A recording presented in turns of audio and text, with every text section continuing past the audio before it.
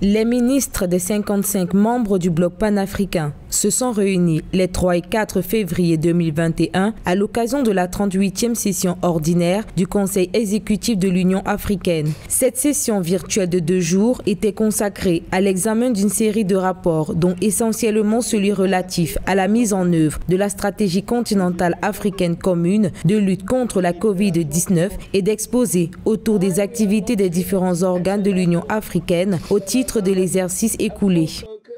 Cette session également a été marquée par le retour de la République démocratique du Congo dans le Conseil des Nations après une trahison politique tumultueuse ces 5 dernières années. La question humanitaire a été au centre des débats, notamment à travers le renouvellement des instances liées à la Commission des affaires humanitaires en tant que telle. Donc voilà autant d'enjeux et nous estimons que cette session, malgré l'éloignement lié à la pandémie de la Covid-19, cette session a pu aborder des questions brûlantes qui font l'actualité africaine.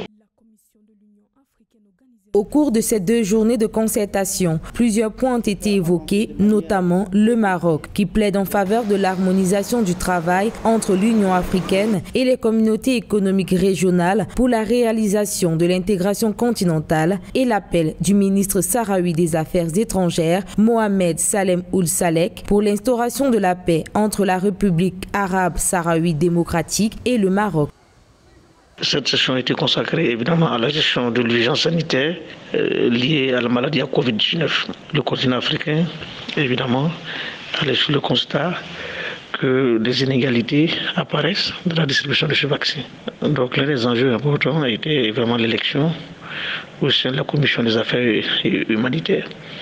Donc globalement, nous pouvons dire que ce Conseil a tenu les défis les plus importants. La Covid-19 a donné l'occasion de concevoir des réponses innovantes à de nouveaux défis et problèmes auxquels font face l'Afrique. Avec l'acquisition de plus de 600 millions de vaccins, les représentants des États membres de l'Union africaine se disent satisfaits de l'évolution en réponse à la pandémie mondiale et appellent tous les États membres à redoubler d'efforts. Rappelons que cette rencontre des ministres se tenait en prélude à l'ouverture du 34e sommet de l'Union africaine les 6 et 7 février 2021, placé sous le thème « Art, culture et patrimoine, des leviers pour construire l'Afrique que nous voulons ».